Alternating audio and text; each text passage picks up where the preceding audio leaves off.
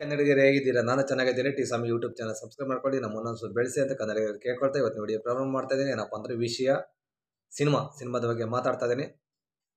ಭೀಮಾ ಸಿನಿಮಾದ ಬಗ್ಗೆ ಮಾತಾಡ್ತಾ ಇದ್ದೀನಿ.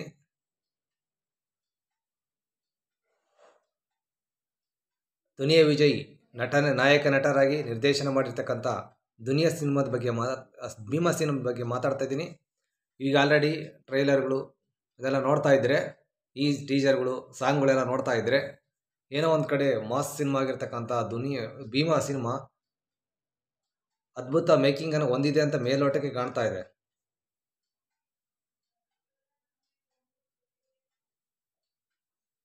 ಸಲಗ ಸಿನಿಮಾದಲ್ಲಿ ನಾವು ನೋಡಿರ್ತಕ್ಕಂಥ ಸಿನಿಮಾನ ನಾವು ನೋಡಿದ್ದೇವೆ. ಸಲಗ ಸಿನಿಮಾ, ಅದರಲ್ಲಿ ದುನಿಯಾ ವಿಜಯ್ ಅವರ ಡೈರೆಕ್ಷನ್ ತಾಕತ್ತು ಸಾಮರ್ಥ್ಯ ನಮಗೆಲ್ಲ ಗೊತ್ತಾಯಿತು, ರಾಜ್ಯ ಜನತೆಗೆ.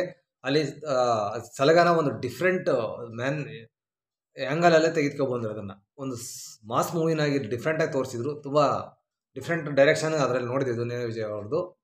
ಅಲ್ಲೇ ಗೊತ್ತಾಯಿತು ಆ ದುನಿಯಾ ವಿಜಯ್ ಅವರ ಹತ್ರ ಡೈರೆಕ್ಷನ್ ಇದೆ, ಅವರ ಹತ್ರ ತಾಕತ್ತಿದೆ, ಸಾಮರ್ಥ್ಯ ಇದೆ ಅಂತ.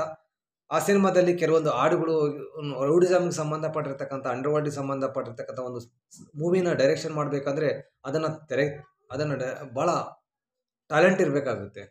ಅದು ಸಲಗ ಸಿನಿಮಾದಲ್ಲಿ ಒಂದು ಹಾಡಿನಲ್ಲಿ ರೌಡಿಸಮ್ ಆಗಿರ್ತಕ್ಕಂಥ ಒಂದು ಸಾಂಗಲ್ಲಿ ಪಾತ್ರಗಳು ಸಾಂಗಲ್ಲೇ ಪಾತ್ರಗಳು ಹುಟ್ಕೊಳ್ತಾ ಇರ್ತವೆ. ಯಾವುದೋ ಒಂದು ಪಾತ್ರನ ಇಟ್ಬಿಟ್ಟು ಒಂದು ಸಾಂಗ್ ಮಾಡಿಬಿಡೋದು ಮುಖ್ಯ ಅಲ್ಲ, ಅದರ ಪಾತ್ರಗಳನ್ನು ಹುಟ್ಟಿಸ್ಕೊಂಡು ಆ ಸಾಂಗ್ ಹೋಗ್ತಾ ಇದ್ರೆ ಪಾತ್ರಗಳು ಹುಡ್ತಾ ಇರ್ತವೆ. ಅವ್ನು ಹೊಡಿತಾ ಇರ್ತಾನೆ, ಓಡಿಸ್ಕೊಂಡು ಹೋಗ್ತಾ ಇರ್ತಾನೆ, ಇನ್ನೊಬ್ಬ ಬರ್ತಾನೆ. ಆ ಥರ ಸಾಂಗ್ನ ಮೇಕಿಂಗ್ ಮಾಡೋದು, ತುಂಬ ಡೈರೆಕ್ಷನ್ ಮಾಡೋದು, ಅದೆಲ್ಲ ಡ್ಯಾನ್ಸ್ ಮಾಸ್ಟರ್ಗಾಗಿರಲಿ ಚಾಲೆಂಜಿಂಗ್ ಆಗಿರುತ್ತೆ. ಅಂದರೆ ಇಲ್ಲಿ ಸಲಗ ಮೂವಿನಲ್ಲಿ ಭಾರಿ ಅಂತ ನಾವೊಂಥರ ಡಿಫ್ರೆಂಟು ಸಿನಿಮಾ ನೋಡಿದ್ವಿ. ಜೋಗಯ್ಯ ಈ ಥರ ಸಿನಿಮಾಗಳು ನೋಡಿರ್ತಕ್ಕಂಥ ನಮಗೆ ಅಲ್ಲೇ ಬೇರೆ ಥರ ಇತ್ತು. ಇಲ್ಲಿ ಸಲಗದಲ್ಲೇ ಬೇರೆ ಥರ ನೋಡಿದ್ವಿ. ಒಂದು ಹೊಸ ಪ್ರಪಂಚವನ್ನು ದುನಿಯಾ ವಿಜಯ್ ಅವರು ತೋರಿಸಿದ್ರು ನಮಗೆ. ಅದೇ ಥರ ಭೀಮಾ ಸಿನಿಮಾ ತುಂಬ ಅದ್ಭುತವಾಗಿ ಮೂಡಿ ಬಂದಿದೆ ಅನ್ನೋದಕ್ಕೆ ಅವರ ಒಂದು ಟೀಸರು ಮತ್ತು ಸಾಂಗ್ಗಳು 2 ಸಾಂಗ್ ಬಿಟ್ಟಿದ್ದಾರೆ, ಅದರಿಂದ ಗೊತ್ತಾಗ್ತಾ ಇದೆ. ಕಾಕ್ರೋಚ್ಗೆ ಸಲಗದಲ್ಲಿ ಕಾಕ್ರೋಚ್ ಒಬ್ಬ ದೊಡ್ಡ ವಿಲನ್ನನ್ನು ಇಂಟ್ರೊಡ್ಯೂಸ್ ಮಾಡಿ ಗೆಲ್ಲಿಸಿರ್ತಕ್ಕಂಥ ದುನಿಯಾ ವಿಜಯ್ ಅವರು ಇವತ್ತು ಭೀಮಾ ಸಿನಿಮಾದಲ್ಲಿ ಡ್ರ್ಯಾಗನ್ ಮಂಜು, ಆ ಹೆಸರಲ್ಲೇ ಒಳ್ಳೆ ಮಾಸಿಂದ ಕೂಡಿದೆ. ಡ್ರ್ಯಾಗನ್ ಮಂಜುನ ಇಂಟ್ರೊಡಕ್ಷನ್ ಮಾಡ್ತಾ ಇದ್ದಾರೆ. ದೊಡ್ಡ ವಿಲನ್ನು, ನೋಡೋಕೆ ಒಳ್ಳೆ ದಷ್ಟಪುಷ್ಟವಾಗಿದ್ದಾರೆ, ಭಯಂಕರವಾಗಿದ್ದಾರೆ. ನೋಡಿದರೆ ಒಳ್ಳೆ ಭಯ ಆಗುತ್ತೆ. ಅಂಥ ವಿಲನ್ನ ಭೀಮಾ ಸಿನಿಮಾದಲ್ಲಿ ಹುಟ್ಟಾಕಿದ್ದಾರೆ. ನಮಗೂ ಆ ಸಾಂಗ್ ನೋಡ್ತಾ ಇದ್ದರೆ, ಅದು ಟ್ರೈಲರ್ ಎಲ್ಲ ನೋಡ್ತಾ ಇದ್ದರೆ ಸಿನಿಮಾ ನೋಡೋಣಪ್ಪ, ಮಾಸ್ ಮೂವಿ ಚೆನ್ನಾಗಿರುತ್ತೆ, ಒಳ್ಳೆ ಫೈಟ್ ಇರುತ್ತೆ ಅಂತ ಅನ್ನಿಸ್ತಾ ಇದೆ. ಆ ಸಾಂಗಲ್ಲಿ ಇವಾಗ ಆಲ್ರೆಡಿ 2 ಸಾಂಗ್ ಭೀಮಾದಲ್ಲಿ ರಿಲೀಸ್ ಆಗಿದ್ದಾವೆ. 2 ಸಾಂಗು ತುಂಬ ಚೆನ್ನಾಗಿದ್ದಾವೆ ಭೀಮಾದಲ್ಲಿ.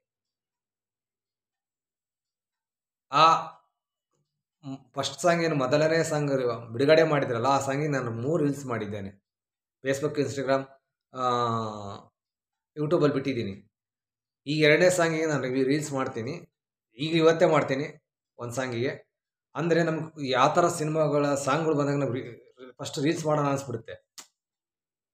ಹಾಗಾಗಿ ಇವತ್ತು ಭೀಮಾ ಸಿನಿಮಾ ಅದ್ಭುತ ಮಾಸ್ ಮೂವಿ ಥರ ಕಾಣ್ತಾ ಇದೆ. ಅದ್ಭುತ ಮೇಕಿಂಗನ್ನು ಹೊಂದಿದೆ. ಸಾಂಗ್ಗಳು ತುಂಬ ಚೆನ್ನಾಗಿದ್ದಾವೆ, ಟ್ರೈಲರ್ಗಳೆಲ್ಲ ಚೆನ್ನಾಗಿದೆ, ಮೇಕಿಂಗು ಚೆನ್ನಾಗಿದೆ. ಆದಷ್ಟು ಬೇಗ ಸಿನಿಮಾ ತೆರೆಗೆ ಬರಲಿ, ನಾವು ನೋಡೋಣ. ಇದೊಂಥರ ಪಕ್ಕ ಅಂಬೂರ್ ಬಿರಿಯಾನಿ ಮಾಡಿದ್ದಾರೆ ಅಂತ ಗೊತ್ತಾಗ್ತಿದೆ. ಯಾರೋ ನಮ್ಮ ದುನಿಯಾ ವಿಜಯ್ ಅವರು ಅಂಬೂರ್ ಬಿರಿಯಾನಿನೇ ರೆಡಿ ಮಾಡಿದಂಗೆ ಕಾಣ್ತಾ ಇದೆ ರಾಜ್ಯ ಜನತೆಗೆ ಭೀಮಾ ಸಿನಿಮಾ. ಆದಷ್ಟು ಬೇಗ ತೆರೆಗೆ ಬರಲಿ. ಇನ್ನೂ ಒಳ್ಳೆ ಹಾಡುಗಳು ಬರ್ತಾವೆ ಅದರಲ್ಲಿ. ನನಗಂತ ಅನ್ನಿಸ್ತಾ ಇದೆ, ಇದ್ರನ್ನ ಹೋಗಿ ಈ ಸಿನಿಮಾಗೆ ಹೋಗೋದ್ರಿಂದ ಯಾವುದೇ ಒಂದು ಮೋಸ ಇಲ್ಲ ಅಂತ ಅಲ್ಲಿ ಮೇಲೋಟಕ್ಕೆ ಅನ್ನಿಸ್ತಾ ಇದೆ. ಆ ಸಾಂಗಲ್ಲೇ ಹೊಡೆದಾಟ ಮೇಕಿಂಗು ಹೆಂಗಿದೆ